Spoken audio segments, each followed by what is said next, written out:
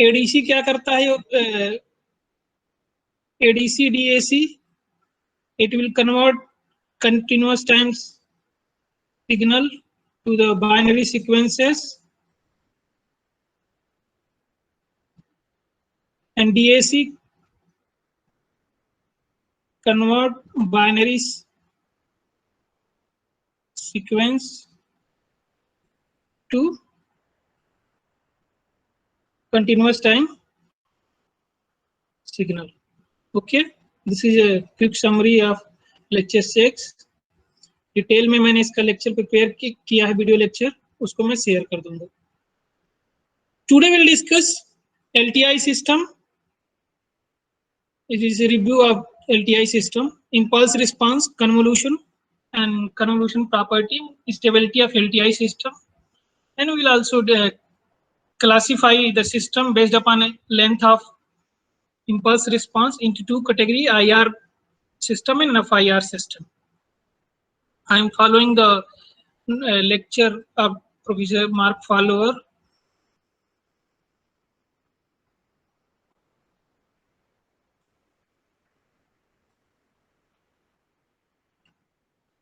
So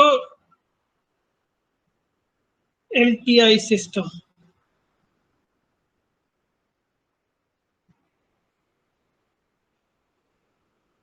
A system said to be the LTI if it satisfies linearity plus time invariant property of the system. Okay, linearity property consists of two property, additivity and homogeneity. Homogeneity also known as scaling. Afiya Khan, yes sir. Voice आज clear आ रही है कि? Sir clear आ रही है. ठीक है, थैंक यू. तो ये है डिफिनीशन है एलटीआई सिस्टम की, कि वो लीनियर भी होना चाहिए और टाइम इनवेरिएंट भी होना चाहिए. और linearity consist of two property, additivity and homogeneity. Okay, so let us discuss discrete time and based upon this can be classified in continuous time LTI system, discrete time LTI system. Okay, दो तरह के LTI system हो सकते हैं, लेकिन इस class में हम डिस्क्रीट टाइम LTI सिस्टम के बारे में बात करेंगे. Okay, this is a block diagram representation of discrete time LTI system. Okay, input is a discrete time signal. Okay, output is also a discrete time signal. अब इसको हम characterise करेंगे. We want to characterize LTI system without, पहले हम characterise कर रहे थे उनके इनपुट आउटपुट रिलेशंस के थ्रू. हम एक irrespective of input and output, I want to another way to characterize, कि जिससे उस कैरेक्टराइजेशन से हमें सिस्टम की पूरी जानकारी मिल जाए. और कोई भी इनपुट लगाएं तो हमें क्या आउटपुट आएगा, यदि वो चीज सिस्टम का हमें पता है तो हमें ऑब्टेन कर सकते हैं. Okay, so we want to characterizing parameter of the system, and that is I will call impulse response. Okay, पहले हम क्या करते थे, इसको कैरेक्टराइज, सॉरी,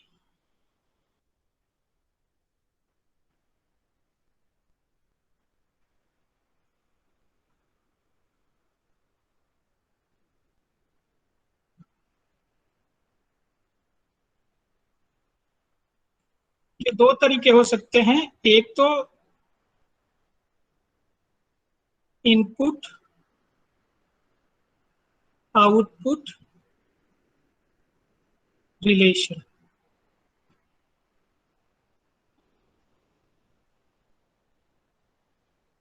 अब एक another parameter, I will call this parameter is impulse response of the LTI system. ये characterization जो होगा impulse response only valid for LTI systems. Okay, ये जो characterization है impulse response based characterization of discrete time LTI system is only of the system for only valid for LTI system. Okay, so impulse response is defined as the response of LTI system when input is your unit impulse function, that is denoted by del of n. Okay, if you are applying this function del of n, if I'm getting output, that output denoted by h of n, it is called impulse response.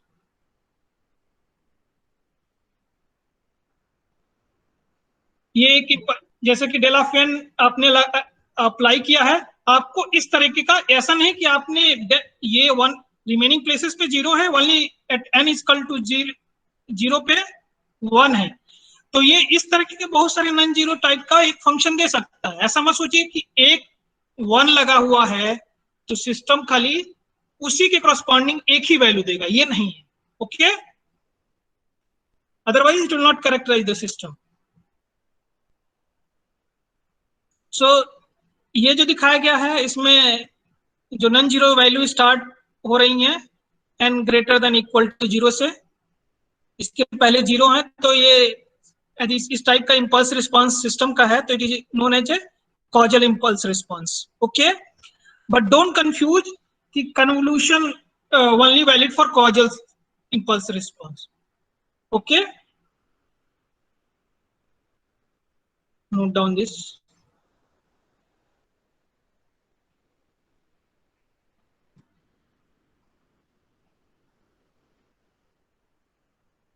Convolution works for both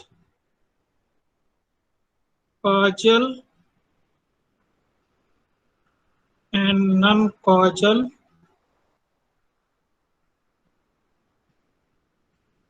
impulse response. Okay, ये जो impulse response obtain करते हैं उसमें condition assume करते हैं कि system की initial condition zero है. This is denoting the initial conditions. This is abbreviation for initial condition.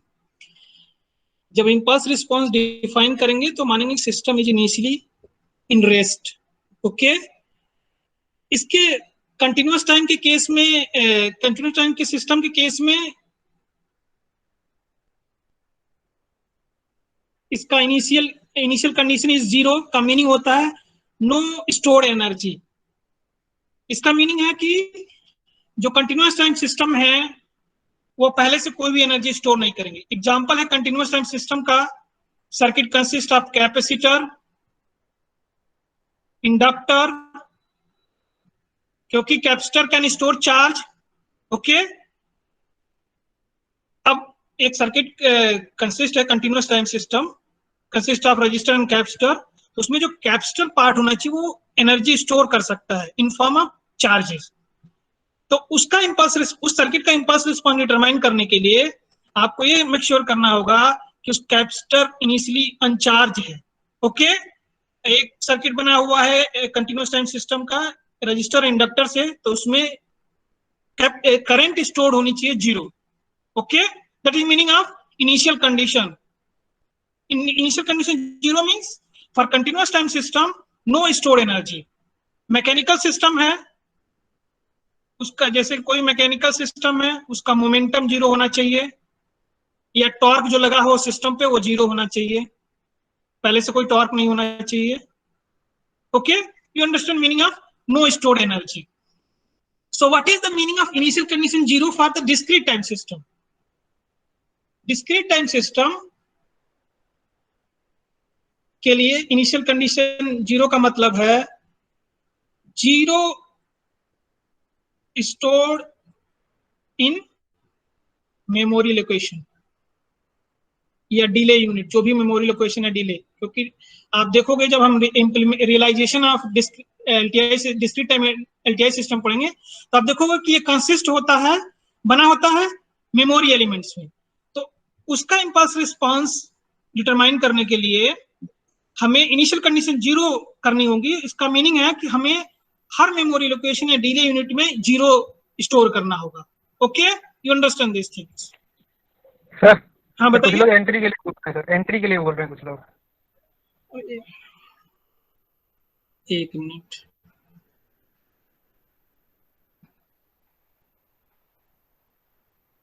कोई और है? ठीक है, रिकॉर्डिंग हो रही है, आपको मिल जाएगी।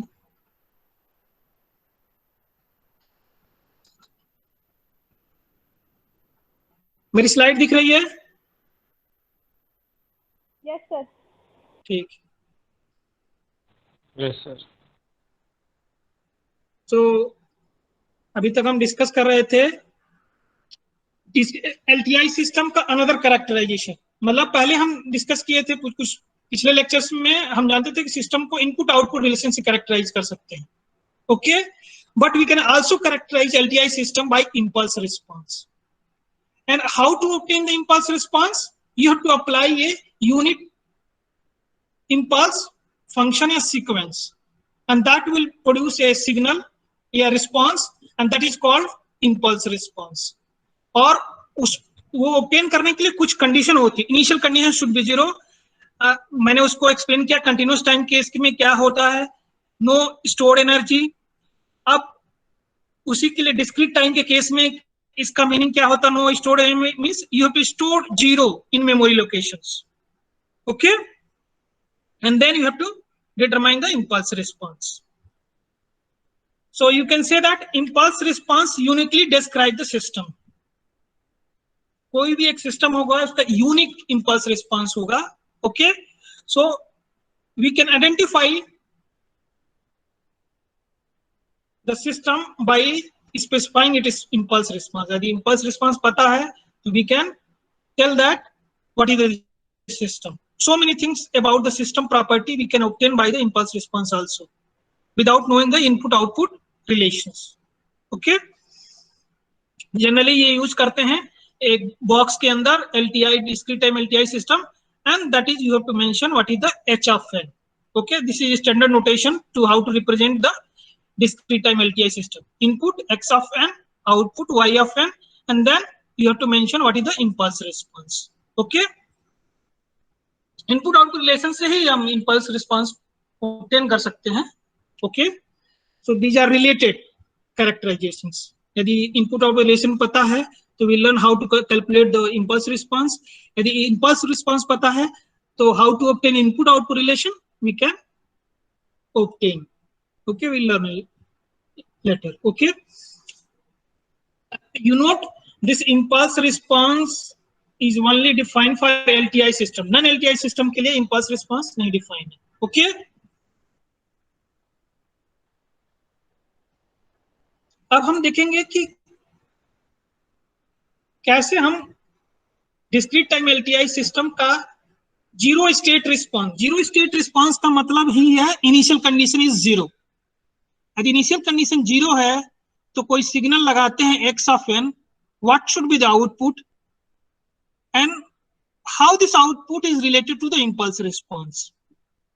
क्योंकि हमें पता है कि impulse response fully characterize the LTI system।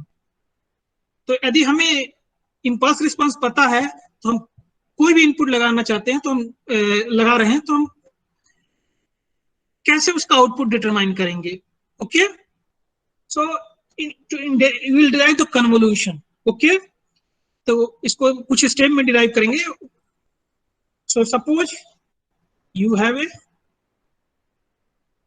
discrete time LTI system. This is input error, this is output error. Okay, if you are applying input del of n, we are expecting output h of n, that is the impulse response. Okay, अब क्या होगा, LTI system है, यदि इस impulse को हम delay या shift कर दें, shift by i, so it will be give del n minus i, तो ये टाइम इनवेरिएंट है.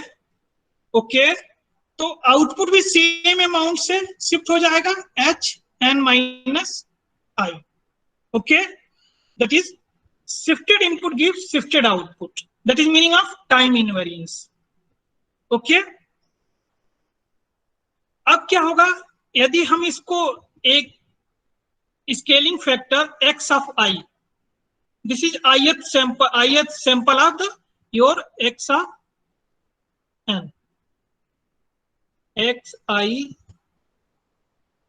is the एक fix number for given i. Okay, तो you multiply homogeneity property also known as scaling property. इसकी meaning होती है यदि input को किसी scale fix number fix constant से मल्टीप्लाई करेंगे तो आउटपुट भी आपका मल्टीप्लाई हो जाता है. Okay, so we scale the output by the same fix number. Okay, so you have applied to proper, actually LTI system में दो प्रॉपर्टी बोलेंगे या तीन प्रॉपर्टी बोल सकते हैं. ओके, क्योंकि linearity consist of two property, homogeneity and additivity. Okay, तो हमने फर्स्ट टू प्रॉपर्टी हमने अप्लाई कर लिया प्रॉपर्टी, उसको इन्होंने ग्राफिकली एक्सप्लेन किया है कि कोई x ऑफ n है, दिस इज x ऑफ n, it is plotted versus i to represent x ऑफ i. तो जब i 0 होगा तो I will x of n multiply with del of n and I will get one of this, यदि height 1 है तो scaling factor x of 0 here is 1. Similarly for 2, I is equal to 2, this is I is equal to 0, sorry,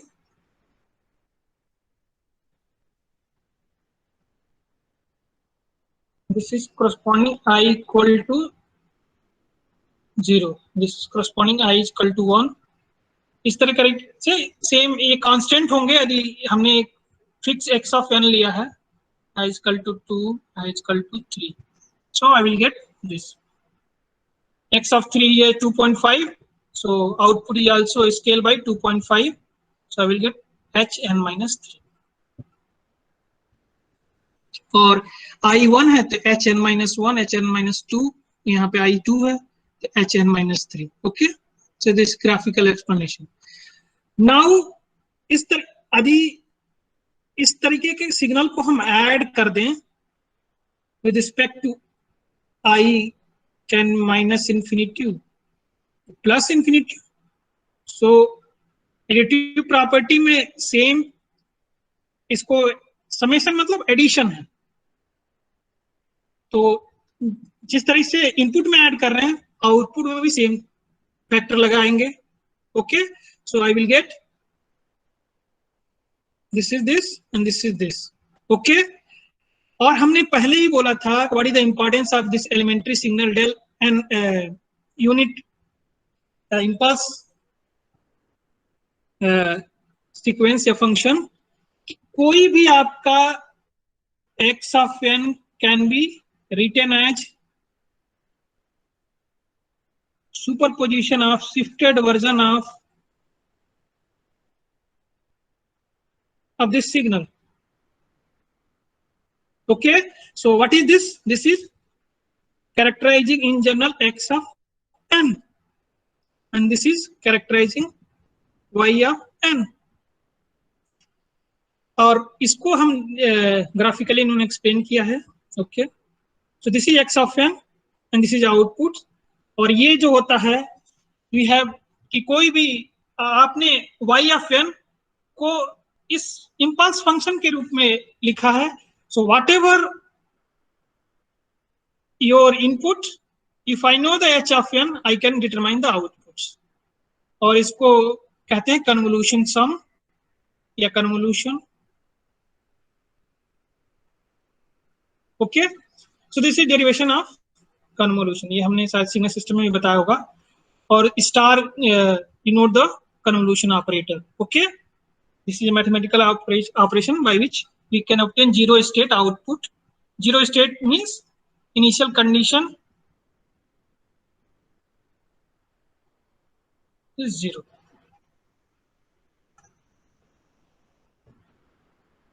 So for a LTI discrete time system in zero state characterized by impulse response, we can analytically find the output when input xn by performing convolution between x of n, h of n. Okay, graphically convolution कैसे करते हैं आपको बताएगा होगा signal system में, आपको revise कर लीजिएगा। और इसके दो फार्मूले हैं, एक ये वाला फार्मूला और एक ये वाला फार्मूला। ओके, बोथ रिप्रेजेंटेशन, किसी सिचुएशन में वन रिप्रेजेंटेशन में इजियर कन्वोल्यूशन आप ये वाला फार्मूला यूज करके हो सकता है किसी में इजियर होगा, किसी में ये वाला फार्मूला यूज करने पे आपको इजियर होगा कन्वोल्यूशन करना graphically. Take some special cases. Okay, if LTI system is a causal, causal का meaning your impulse response should be 0 for n less than 0. So you will get impulse response like this and so on, and this side it is 0. Okay, अब impulse causal impulse response है तो कोई जरूरी नहीं कि input आपका हमेशा both side can exist. This is x of n. तो कन्वोल्यूशन में क्या होगा कि जो पहले माइनस इंफिनिटी प्लस इंफिनिटी था, practically it not possible to do this operation, लेकिन प्रैक्टिकली में हमारे पास कोई भी सिग्नल जो होता है वो इनफाइनाइट ड्यूरेशन का नहीं होता है। ओके, या होता भी है तो उसको हम फाइनाइट ड्यूरेशन का लेते भी हैं।